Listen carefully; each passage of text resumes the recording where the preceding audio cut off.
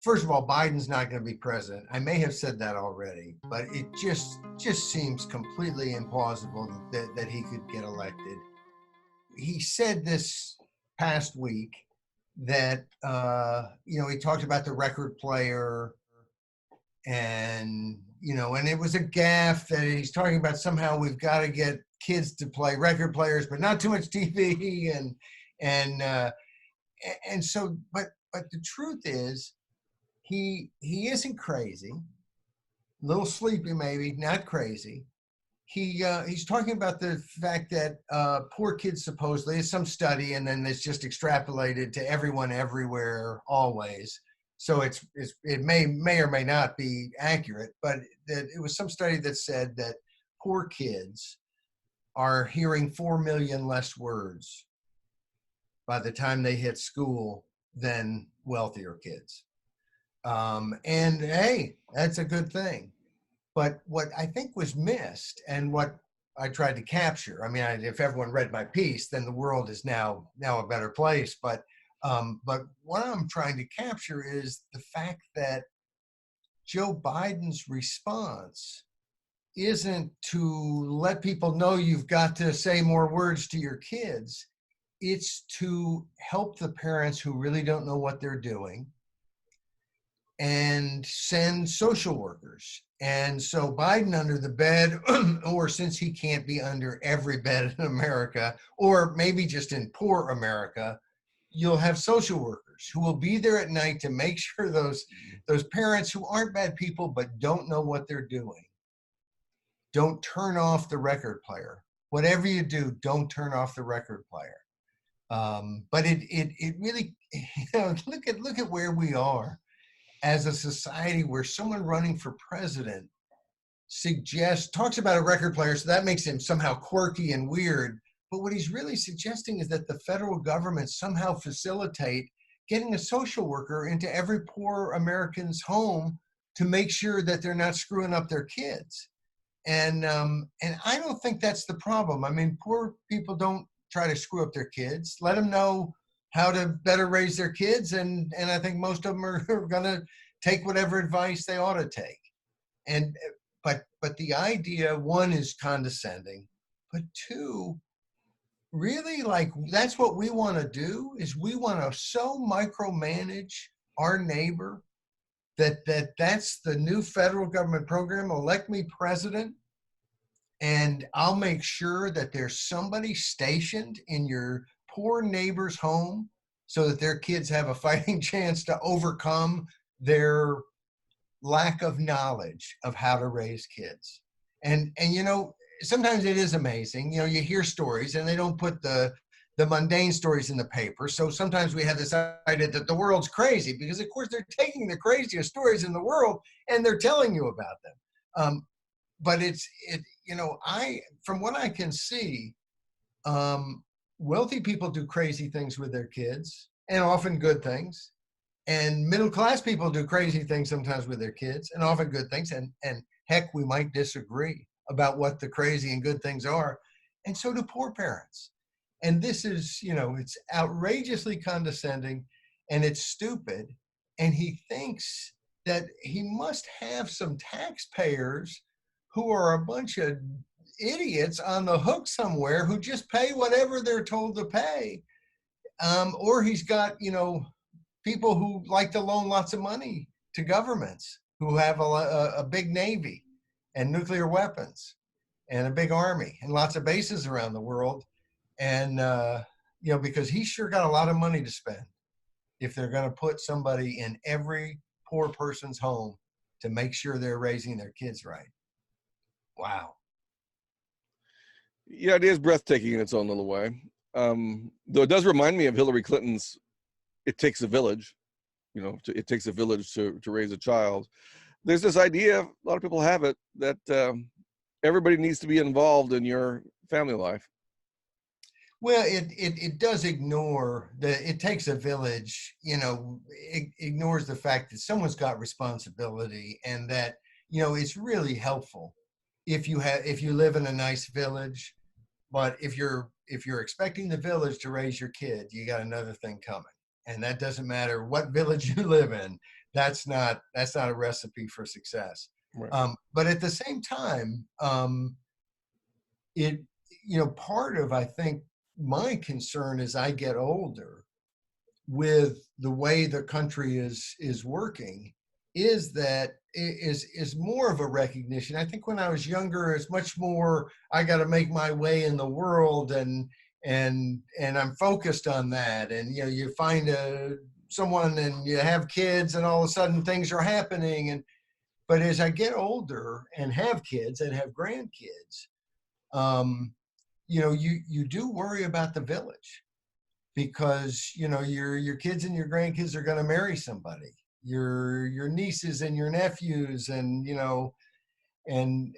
they're going to marry someone, and there's going to be it's tough for people who are born in Iran or in Saudi Arabia or in all kinds of Russia, to be able to do certain things. It's I think one of the scariest things about Hong Kong. And of course, in a week or so, I'm going to Hong Kong and then Taiwan, and Taiwan's in the same situation. It's just a little bit different. They haven't been handed over by Britain, but it's the same situation where China says, you are ours. We know you don't want to be ours because we're a totalitarian monster. And of course you don't want to be ours, but you're ours. And we will take you by force whenever we decide we can. And but when you look at that, they are living in relative freedom. I mean, they're especially in Taiwan. Hong Kong, they're not electing their government, and they don't have the same rights. Taiwan, they've got they have direct democracy at the national level, something the United States doesn't have. Something I wish we did, and I think is a great check on their government. They have multiple parties. They have competitive elections. They have a democratic system, and they're prosperous. And they realize, they might be able to kind of pretend the prosperous part of it if China takes them over. And I think it will be pretense, because think about it. If you lived in America and you got all the same food, you did all the same thing. I'm a Starbucks addict, non-recovering Starbucks addict, as long as I can find enough money for the fix. And if I drove through Starbucks every day in a society where I was told what to do and I was permitted to do that, would it be just as good? Or is it part of the whole experience that's totally your choice, that you don't have to, this idea of economic freedom without any political freedom, without the ability to say anything you want, or to say things that are not even, unreasonable in authoritarian societies, but that might end you up in prison. The blogger in Egypt who, says something on his blog that it is certainly not a widespread publication and ends up in prison or so on. That none of us want to live there, and there's no amount of wealth that would make China a good place. I mean, if they could get a lot wealthier, and people from the United States will not be getting in rickety boats to go across the Pacific to go live in China. And the truth is, the people of China, given a chance, are going to be free someday.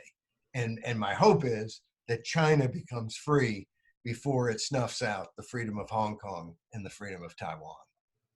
The Kon-Tiki boats probably aren't going to be going towards China. They'll be coming this direction. I'm pretty sure you're right.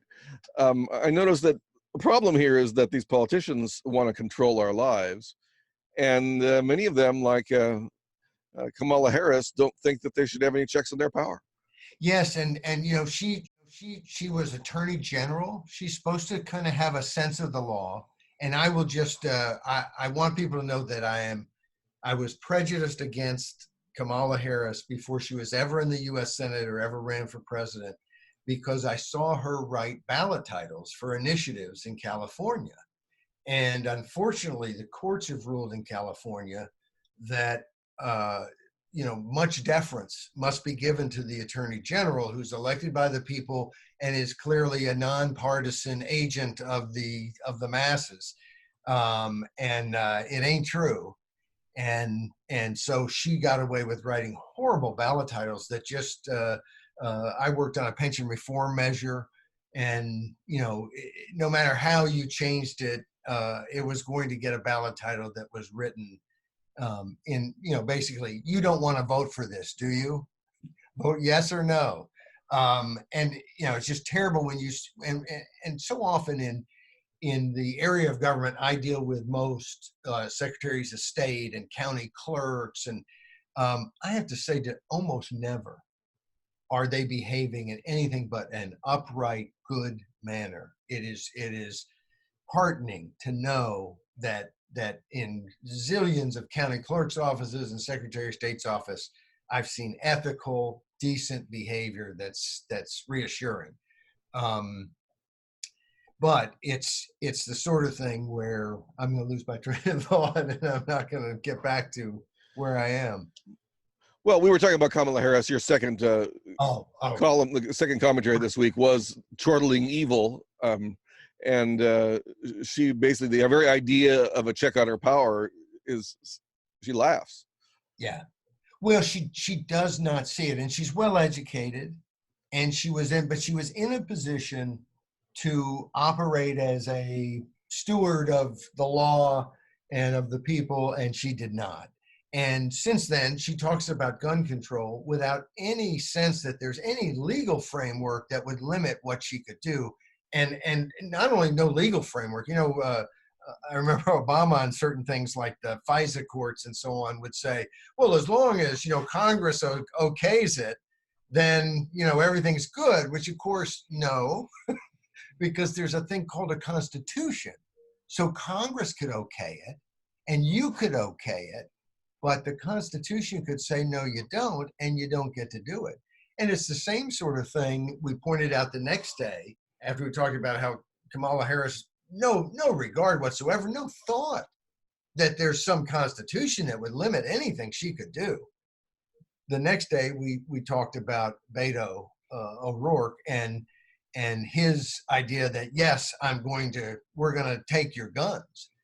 And part of what I think scary, and of course, both Harris and O'Rourke favor what I see as court packing, increasing the size of the Supreme Court, and to 5 Republicans, 5 Democrats, making it absolutely blatantly partisan, because picked by the parties, which are nowhere in the Constitution. There's no constitutional authority to have Republicans and Democrats. That's completely extra constitutional. And now you're going to be somehow, creating court systems that basically salute partisanship. Then those people would pick 5 more. So that's, of course, further removed from the president and Congress and other checks and balances. But it's the sort of thing where if they're going to pack the court, maybe the Constitution is whatever the new court says. And it will be a different court. If you add 6 justices to this court, if you were to pass a law through the Congress and restructure the court so that you could add all new justices, that's this election, because we have partisan hacks who care nothing about law and limits and everything about unlimited power for them. They are looking for every way possible to maximize their power. And they, as we pointed out, don't give a thought. I would say they don't give something else, but they're not even close enough to think about that. They don't give a thought to it. Not a thought to the Constitution, what the law says. They only know what they can get away with, and they want to get away with as much as possible. And if we give, and I think it's true, if we were to give the Republicans a majority in all ways, we did. It wasn't so pretty. And if we give Democrats a majority of the Senate, the House, and the president, they have pretty much signaled they're going to restructure the Supreme Court, and the Second Amendment could be thrown out the window. The new court could say, no, no, what do you mean an individual right? No, it's not. We're going to change all that. They could say the same thing about the First Amendment. And as I've written about numerous times, it's kind of my, I think, biggest hobby horse that I just don't understand why other people are not as upset. Every Democratic senator in 2016, including Hillary Clinton as presidential candidate, supported a constitutional amendment that amended the First Amendment. It amended the First Amendment away from that Congress shall make no law abridging the freedom of speech, and instead said Congress can make any reasonable law that it wants to, regulating spending and fundraising in campaigns. Now, that is a complete change. In fact, it's such a big change to the structure of the First Amendment that elsewhere in this amendment that every Democrat voted for, they felt the need to say specifically, this does not abridge freedom of the press.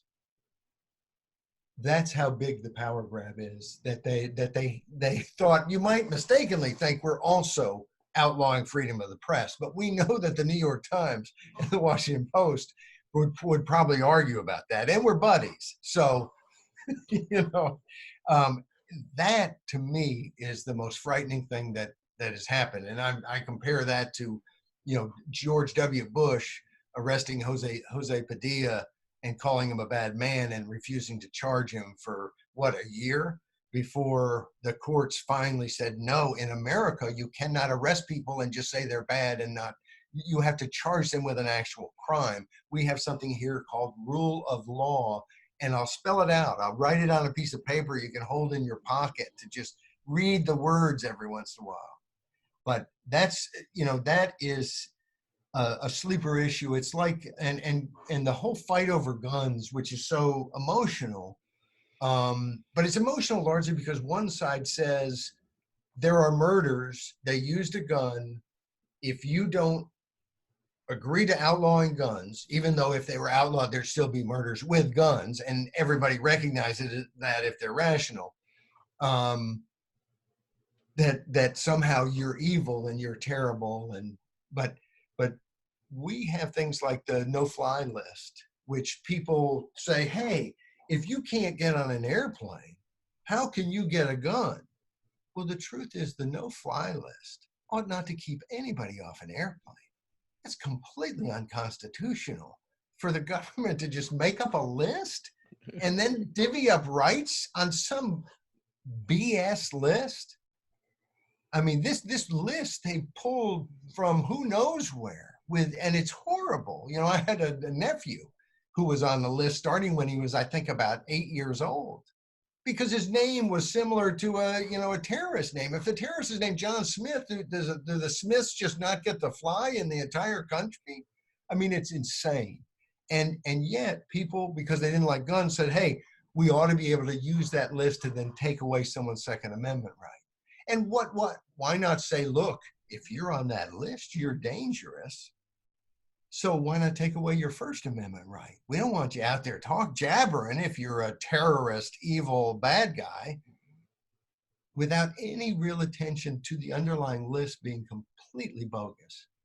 And this is something that the media and to some degree has, I've read articles about it in the media, but this should just be a universal, wait a second, that's totally bogus. We aren't going to have our rule of law and our system of people having rights that can't be taken away without a jury of their peers convicting them of a crime to, hey, but we did write down a list on the back of some envelope and your name's on it. So buddy, you go to the gulag or something. I mean, this is the trade that we may be making in America these days.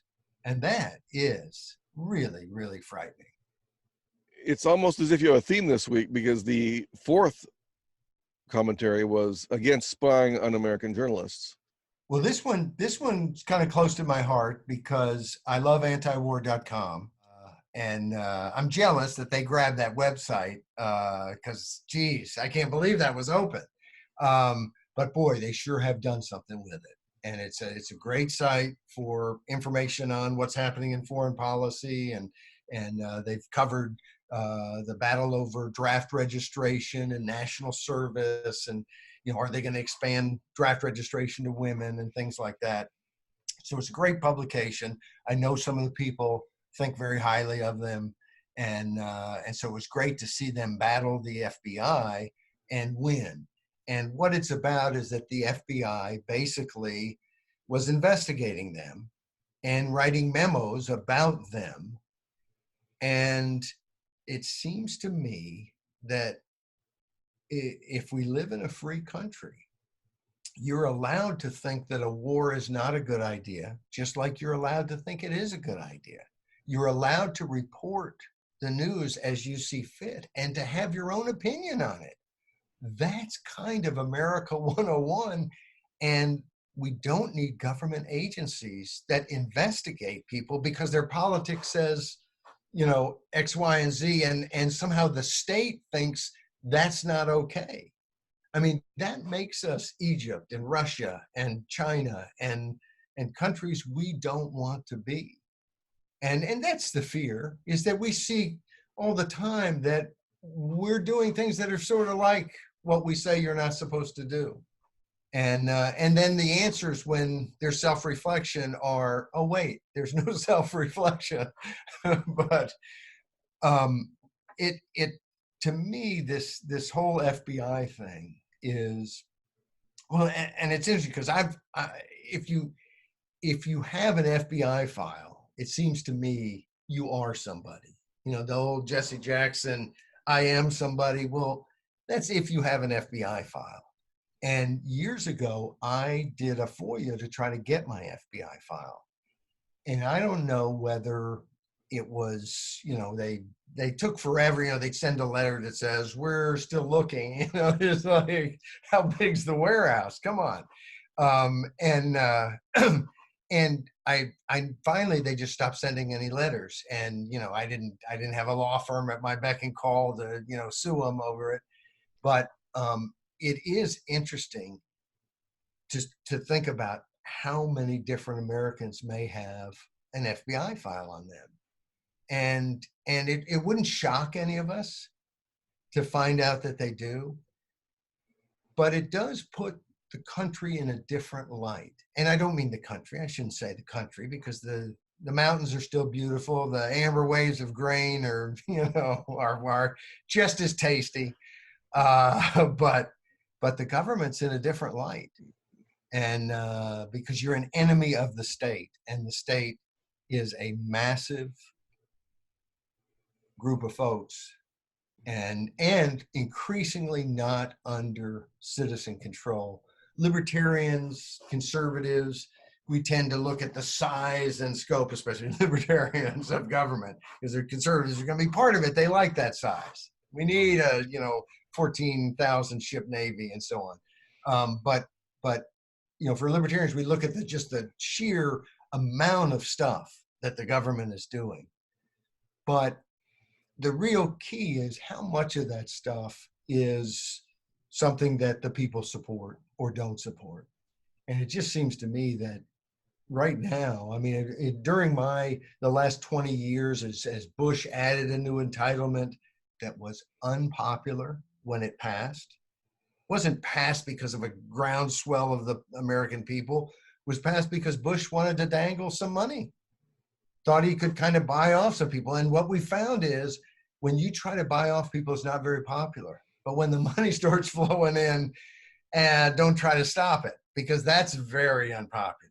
I don't want you. I don't need your charity. Once you start sending me checks every week, I get very used to it. So it doesn't work quite that way. I don't think they come weekly, but I don't get them. So I wouldn't know exactly what the arrival date is. It seems to me we just are so out of any control, and foreign policy wise and national security state wise, we've all kind of been scared into, they've got to keep things secret. And, well, we can't check the power of the government if they get to keep secrets from us. And I think we can understand that that is a funny Saturday Night Live skit years ago that, if the press asks what time is the invasion tomorrow morning, you can't publicly say it'll be at 8:30 a.m. So there are some secrets you can keep, but we have secret courts.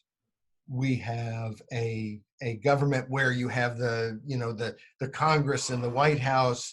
None of us know what's going on. We just know they're fighting over things, but they can't tell us anything. This is like some kind of kabuki dance that does not equal good, prudent government. And the American people have to get back in control in some way. And part of that is to restore power back to the states and get back in control back in the states and the cities. I think Washington is pretty much gone. It's where you're behind enemy lines when you're in Washington, and I don't see the public able to move the Congress on any issue in years, decades. And that means we got to get more control over where we can at the state and local level. And I think long term use that to leverage the federal government. But the federal government, I think, needs to be big enough to enforce our rights against any state trying to take them away. I like the 14th Amendment that it applied the first and the second and the fourth and the fifth. Third's not so important, to the states. And look it up. And so that's really, I think that's important. I want the federal government big enough to do that and to defend the shores. And that's pretty much big enough. And we need everything else devolved to the states and not in block grants. Don't ever send it to the federal government in the first place. Keep it at the state level. Let the laboratories work. That's the bigger long-term picture when we're dead. Yeah, there you are.